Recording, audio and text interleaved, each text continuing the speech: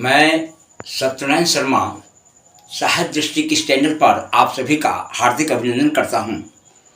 और अभी तक का जो पाठ्यक्रम है, अभी तक जो व्याख्या की गई है, उसका मुख्य विचार बिंदु हमारे समक्ष यही उपस्थित होकर आता है कि हमारे देश में राष्ट्र चेतना का पूर्ण रूपेण अभाव है।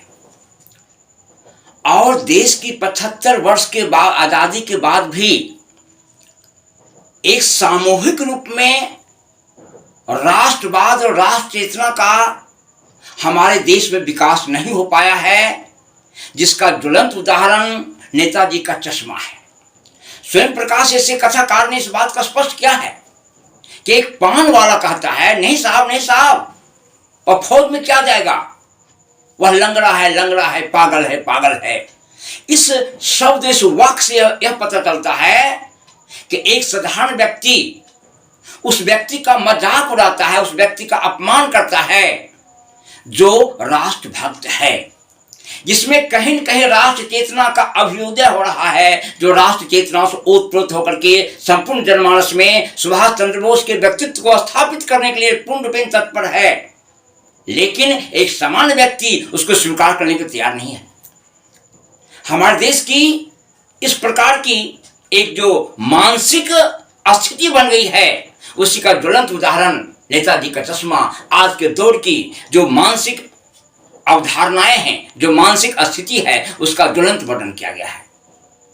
यही कारण है कि जब इस कहानी के इस संदर्भ में हम पहुंचते हैं जहां वह कहता है, साहब नहीं साहब, वह लंगड़ा है, पागल है, अरे देखिए कहीं उसका फोटो खिंचवा दीजिएगा। आश्चर्य होता है जिस व्यक्ति में इस प्रकार की राष्ट्रीय चेतना है, उस सुभाष चंद्र बोस के प्रति जो अंग्रेजी साम्राज्य के विरुद्ध में, ब्रिटिश साम्राज्य के विरुद्ध में एक बहुत बड़ी क्रांति का उदय किया, क्रांति का प्रादुर्भाव किया, क्रांति को जन्म दिया, उस व्यक्ति का इस प्रकार से अपमान अपने देश में, यह इस बात को इंगित करता है कि हमारे अंदर आज भी अपने शहीदों प्रति उस प्रकार का सम्मान नहीं जग पाया है जो सम्मान जगना चाहिए। आज हम इस बात को पूर्ण रूपेण पा रहे हैं कि किसी भी चौराहे पर जो हमारे राष्ट्र का एक गण्यमान्य शहीद की जो प्रतिमा लगी हुई है, उसके प्रति एक औपचारिक मात्र भावना है। अगर उसके प्रति राष्ट्र चेतना की भावना होती कि जिन शहीदों ने अपने आप को बलि चढ़ा करके हमें एक स्वतंत्र राष्ट्र का स्वाभिमान दिया, उन शहीदों के प्रति हमारा क्या कर्तव्य बनता है, उनके राष्ट्र सम्मान के प्रति, उनके द्वारा अनुभूत राष्ट्र चेतना के प्रति हम कितना दूर तक सजग हैं, यह विचारणीय विषय है। इसलिए मैं बार बार कहना चाहता हूं कि पान वाला जो है एक सामान्य व्यक्ति का प्रतीक है, जिसके अंदर राष्ट्र चेतना का पूर्ण रूपेण अभ्युदय नहीं हुआ है। इसलिए कहता नहीं साहब, लंगड़ा है, पागल है। यानी जो व्यक्ति राष्ट्र के प्रति समर्पित है उसको लंगड़ा और पागल कहा जाता है। अरे भाई देख लीजिए, कहीं उसका फोटो खिंचवा दीजिएगा। ऐसा उपहास, ऐसा मजाक आज भी इस देश में मौजूद है, क्योंकि जो शैक्षणिक स्थिति है, जो हमारे देश का एक शैक्षणिक वातावरण है, उस वातावरण में राष्ट्र चेतना को पूर्ण रूपेण घोला नहीं गया है। जिस काम को हम करते हैं उस काम के प्रति हमारे राष्ट्र चेतना नहीं है। हम जिस धरती के अन्न और जल से अपने आप को परिपुष्ट करते हैं, उसके प्रति हमारा क्या दायित्व बनता है, क्या आदर्श बनता है, उसके प्रति हम पूर्ण रूपेण सजग नहीं है। यही कारण है कि एक पान वाला सामान्य व्यक्ति खुलेआम कर रहा है, लंगड़ा है, पागल है, वह क्या जाएगा युद्ध में, फौज में, अरे देखिए कहीं फोटो खिंचवा दीजिएगा। इस बात को सुन करके हवलदार साहब जो एक बुद्धिजीवी व्यक्ति का प्रतीक है, उनका हृदय पूर्ण रूपेण छत बिछत हो जाता है। वह बहुत दुखी हो जाते हैं कि हम किस प्रकार के वाक्य को सुन रहे हैं, किस प्रकार के शब्द को सुन रहे हैं, जो एक अनजाने में ही सही, लेकिन राष्ट्र चेतना की अनुगुंज से भरा हुआ वह चश्मा वाला नेताजी की प्रतिमा पर प्रत्येक दिन नए नए फ्रेम वाले चश्मा को लगाता है।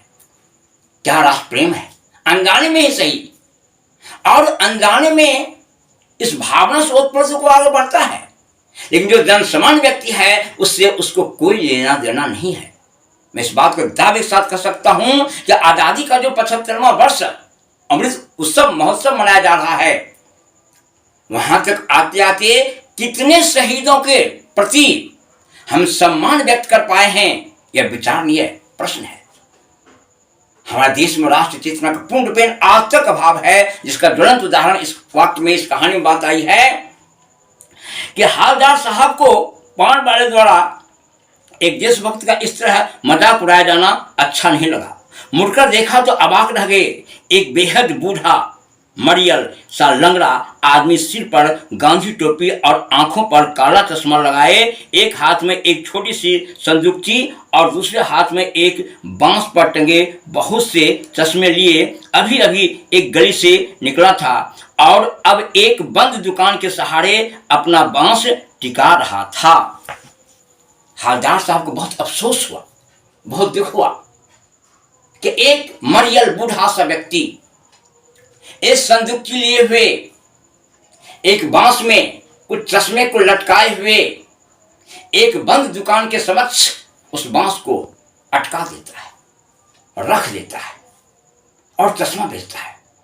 जिसका कोई दुकान नहीं है, जिसकी जिंदगी का कोई मकान नहीं है, दुकान नहीं है, उस व्यक्ति में राष्ट्र भावना है। लेकिन जिसका दुकान और मकान है, उस व्यक्ति में राष्ट्र भावना का अभाव है आज तक। जिस दिन हमारे राष्ट्र में राष्ट्र चेतना का अभ्युदय हो जाएगा, उस दिन हमारा देश का आकार प्रकार अलग होगा। उस दिन हमारे देश की मान्यताएं भिन्न प्रकार की होगी। इसलिए हालदार साहब को बहुत तकलीफ होती है इस प्रकार से मजाक एक पान वाला के द्वारा उड़ाए जाने पर।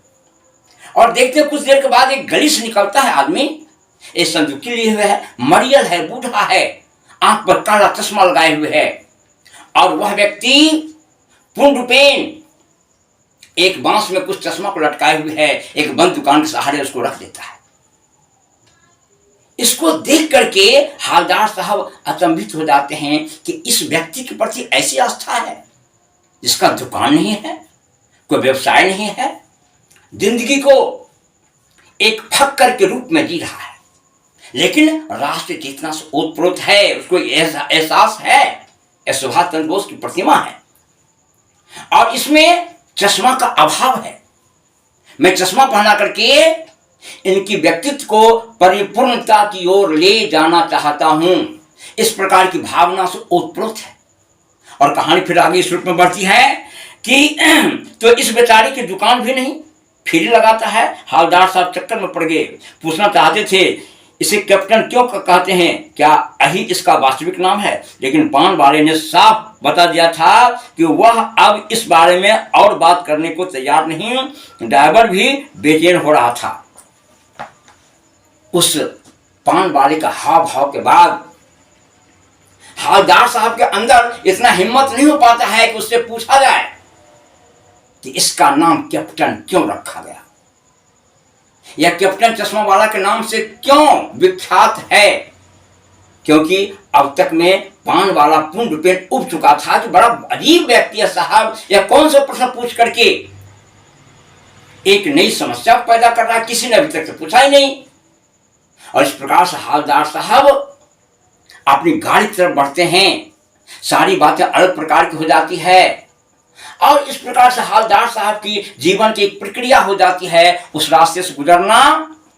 और हालदार साहब जीप में बैठकर चले गए। समझ गए यह क्या है। धीरे धीरे कहानी आगे बढ़ती है। 2 साल के बाद वहां एक अजीब सा रूप प्रस्तुत होता है और अजीब सा रूप का वर्णन स्वयं प्रकाश जी ने किया है कि 2 साल तक हालदार साहब अपने काम के सिलसिले में इस कस्बे से गुजरते रहे और नेताजी की मूर्ति में बदलते हुए चश्मे को देखते रहे। कभी गोल चश्मा तो कभी चौकोर, कभी लाल, कभी काला, कभी धूप का चश्मा, कभी बड़े कांचों वाला गोगो चश्मा, पर कोई न कोई चश्मा होता जरूर। इस उस धूल भरी यात्रा में हालदार साहब की कौतुक और प्रफुल्लता के कुछ क्षण देने के लिए हालदार साहब 2 साल तो उस रास्ते से गुजरते रहे, चश्मा के आकार को बदलते हुए देखते रहे कि कभी काला फ्रेम वाला है, कभी कह सकते हैं गोगो चश्मा है, कभी चौकोर चश्मा है, कभी लाल चश्मा है। एक सिलसिला बन गया चश्मा बदलते हुए देखने का। लेकिन आगे चल करके हालदार साहब उस रास्ते से गुजरे तो अचानक देखते हैं कि पूरा दुकान, पूरा बाजार अचानक बंद है और नेताजी की प्रतिमा पर कोई चश्मा लगा हुआ नहीं है। हालदार साहब अचानक फिर एक बार अचंभित हो गए, आश्चर्य में पड़ गए, यह क्या हो गया साहब? कौन सा कारण है कि अब नेताजी की प्रतिमा पर चश्मा नहीं लगाई जाती है? प्रश्न के बार बार उथल पुथल उनके मन में होने पर वह पान वाले से आकर पूछ बैठता है। क्या पूछ बैठता है? जिसको आप जानते होंगे। फिर एक बार ऐसा हुआ कि मूर्ति के चेहरे पर कोई भी कैसा भी चश्मा नहीं था और उस दिन पान की दुकान भी बंद थी, चौराहे की अधिकांश दुकानें बंद थी। अगली बार भी मूर्ति की आंखों पर चश्मा नहीं था। हालदार साहब ने पान खाया और धीरे से पान वाले से पूछा, क्यों भाई, क्या बात है, आज तुम्हारे नेताजी की आंखों पर चश्मा नहीं? अचानक बाजार बंद है, सारा रुख बदला हुआ है, पान का दुकान भी बंद है। लेकिन जब बाद में उस रास्ते से गुजरे तो उन्होंने कहे, क्या भाई, तुम्हारे नेताजी की प्रतिमा पर चश्मा लगा हुआ नहीं है? अब हम इस प्रकार के जिंदगी की विशेषताओं को हम पाते हैं कि जब तक कोई महान विभूति, महान व्यक्तित्व जीवित रहता है उसको इस प्रकार का सम्मान प्राप्त नहीं होता है। लेकिन उसके मरणोपरांत अनेक प्रकार के वाक्य विन्यास से उसकी भूरी भूरी प्रशंसा की जाती है, उसका शोक मनाया जाता है। पान वाला अपने धोती से आंख पोंछते हुए, आंसू को पोंछते हुए कहता, भाई साहब क्या कहें, देखिए इसमें कहानी में जो बात आई है। पान वाला उदास हो गया, उसने पीछे मुड़कर मुंह का पान नीचे थूका और फिर झुकाकर अपने धोती के सिरे से आंख पोंछता हुआ बोला, साहब कैप्टन मर गया। क्या कहें साहब, कैप्टन साहब मर गया। चश्मा वाला के मरने के बाद पान वाले को इस बात का एहसास होता है कि साहब वो मर गया। सारा बाजार स्तब्ध है। यही देखिए, राष्ट्र चेतना का जन्म किस रूप में हो रहा है, उसके प्रति शोक तो व्यक्त किया जा रहा है। कब? उसके मरने के बाद। जब तक जीवित था इस प्रकार की बातें नहीं थी। आज भी इस प्रकार की बातें हमारे देश में मौजूद है। हमारा देश उस चौराहे पर खड़ा है जहां भारत माता पूछ रही है कि मैं कहां हूं। मंदिर में हूं कि मस्जिद में हूं, खेतों में हूं कि खलिहानों में हूं, किस सीमा पर हूं, मैं कहां हूं? और किसी व्यक्ति के पास जवाब नहीं मिल पा रहा है कि वह कहां है। यह एक प्रश्न चिन्ह से मालूम पड़ता है। पान वाला आंसू बहाता है। कब? जब चश्मा वाला और मरियम सा बूढ़ा मर जाता है, तब, इसके पूर्व नहीं। तो अब हालदार साहब को बहुत तकलीफ होती है, जिसका वर्णन मैं अगले खंड में करूंगा। आज यहां तक ही।